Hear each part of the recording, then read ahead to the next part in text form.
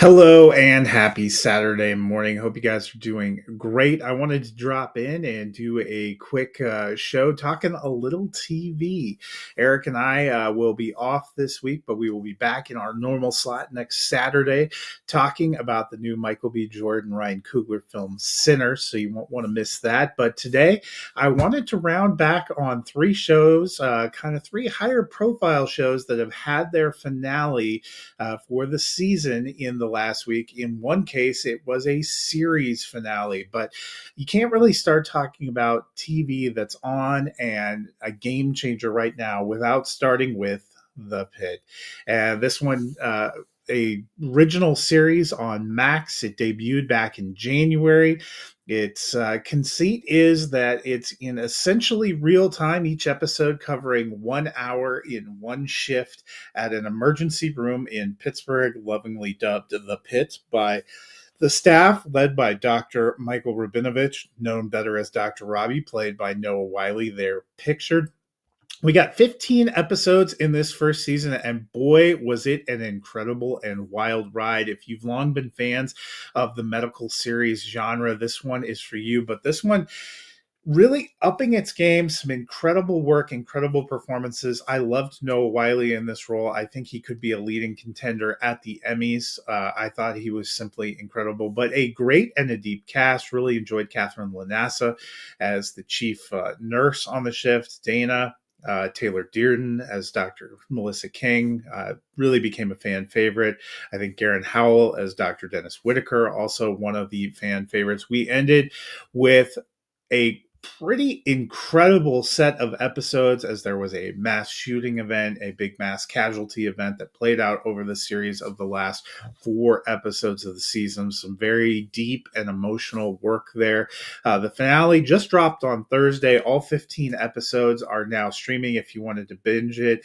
To me, it's a show that's maybe a little tough to watch multiple episodes at once just because of the emotionally rich, dense, and intense material. But it was a season I loved. Right now, it is my favorite show of the year so far, just edging out Severance, which ended a few weeks ago and was another one of the shows that I've really enjoyed this year. But The Pit doing some incredible things. As I mentioned, Noah Wiley would be my pick right now for best lead actor in a TV series in 2025. The Emmy consideration window closes at the end of May. I expect we're going to see quite a few awards put out on The Pit. If you love the show, you don't have to wait long for it to come back. Max has confirmed that the second season, which will take place on the 4th of July, should be pretty exciting, will drop in January. So really a great first season. I can't wait to see what they do next. Another couple of high-profile series that wrapped up last Sunday. Let's start with the one that a lot of people are talking about, and that is the White Lotus Season 3, this anthology series set at a different resort with a different set of characters and people. Comes from writer-director Mike White. This season was set at the White Lotus in Thailand. The longest season they've had, 8 episodes, culminating with the longest episode they've had, a finale, which was titled Amor Fati, and it ran about 90 minutes.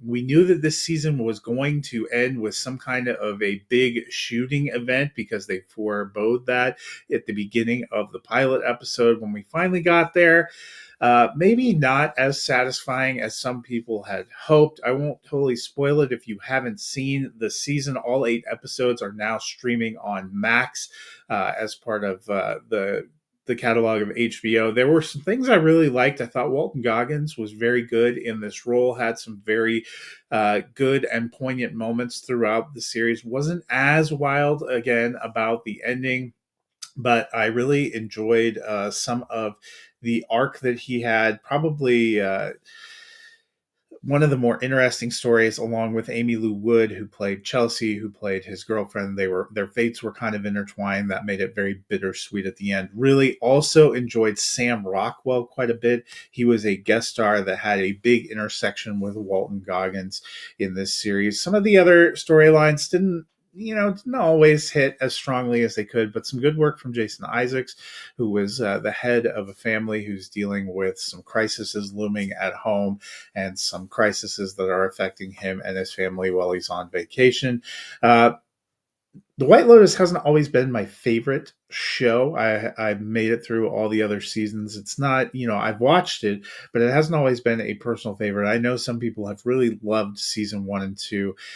So for some, I've noticed a lot of reaction, a big fall off for season 3. I didn't think season 3 was great, but I thought it was about on par with everything else. The finale, a little bit underwhelming, but we'll be curious to see where it goes. It's already been renewed for 4th season. We will see what the new location, the new cast, and the new feeling is there. Any way that you look at it, the show is always an interesting escape. It was nice for it to drop in the middle of winter, showing us tropical locations, while in some cases I was below zero at home. So that always gives you that warm feeling inside. But White Lotus, kind of a divisive season 3. I would still expect some Emmy consideration and some Emmy nominations. I think if Sam Rockwell isn't in the guest actor category, why do we even have it? He gave some incredibly memorable moments in there. Probably would be my MVP of the season. Another show that wrapped up its run completely. Well, you can't really have a TV landscape without a Taylor Sheridan show, and 1923 has been that for much of the winter. This is the second prequel series for his signature show Yellowstone, that is following some of the history of the Dutton family. 1883, which was the first of those, was basically just a one-off mini-series event. 1923 had an 8-episode first season, came back for a second season. Things were not wrapped up. A lot of questions about whether it would be ongoing. It will not be. This was decidedly not just a season finale, but a series finale, bringing a story to a close for all of these characters, in particular Harrison Ford and Helen Mirren as Jacob and Cara Dutton, the basically great aunts and uncle of the progeny of the Dutton family, but really focuses on Spencer. If you've been following him, Brandon Sklenar, who was the youngest child of the characters played by Tim McGraw and Faith Hill in 1883. It was really a journey of him coming home. When we first meet him in the beginning of season 1, he is a disillusioned World War I veteran who is a lion hunter in Africa, gets the message that his family needs him at home. And much of this season has been about his struggle to get home with the wife that he met overseas, Alexandra, played by Julie Schlereff. They finally have their reunion. We saw them apart most of season 2 as they had to travel in different ways to get there.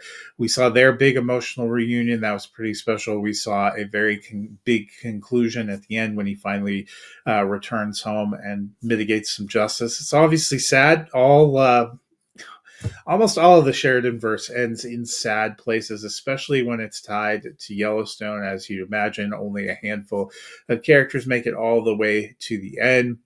Had some good action sequences. The finale, which was titled A Dream and a Memory, the 7th episode of the second season, 15 episodes overall for this story, is 2 hours long. Very satisfying if you've been following it all the way through. They are still looking at making both spin-offs of the original Yellowstone, which wrapped up its run last year. There are now 2 potential spin-offs in the works, one following Beth and Rip, one following Casey. And they're also looking potentially at another interstitial story, possibly set in 1944, which would be another good 21-year jump. You would imagine we'd get an older Spencer Dutton, could be interesting, and a kind of coming of age John Dutton II, who we meet at the end of 1923. All 15 episodes are now streaming on Paramount Plus. I've been a fan since Yellowstone. If you love a good Taylor Sheridan show, you want to dive into this one. If you really enjoyed Yellowstone, watching the prequels 1883 and 1923 will be fun's the wrong word, because these are often quite heavy and quite disillusioning and depressing. I thought this second season in particular had some very rough moments, but in terms of the overall story arc. But some incredible performances. Really enjoyed Brandon Sklenar here. You can see him both on the small screen and go onto the big screen and see him on Drop if you want more of my thoughts on that.